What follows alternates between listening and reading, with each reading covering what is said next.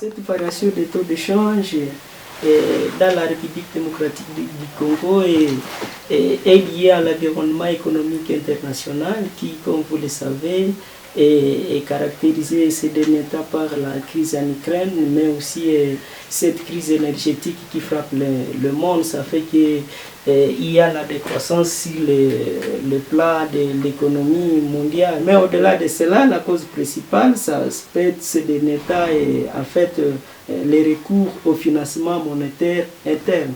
On essaie de relever un certain nombre de conséquences de l'inflation qui nous guettent sur les marchés, notamment avec ces systèmes inflationnistes qui s'installent. C'est qu'on constate de plus en plus que l'inflation, en fait, l'inflation à soi essaie un tout petit peu de détruire l'esprit d'épargne. En fait, les gens ne savent pas mettre la confiance dans la monnaie nationale. On ne sait plus épargner en francs congolais. En termes de propositions, l'État peut faire recours à des politiques. La première, elle peut être monétaire.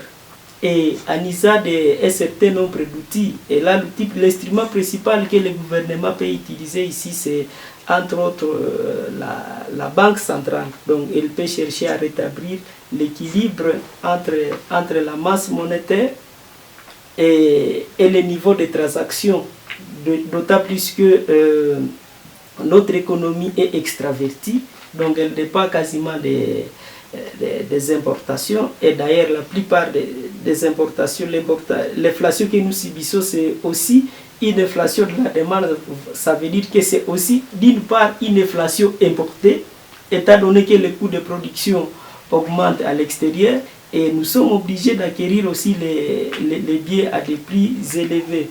Et donc, l'État peut facilement essayer de faire des politiques dites d'open market en essayant d'éponger un tout petit peu les marchés financiers, soit en injectant des devises américaines sur les marchés, soit alors en retirant le franc congolais sur les marchés.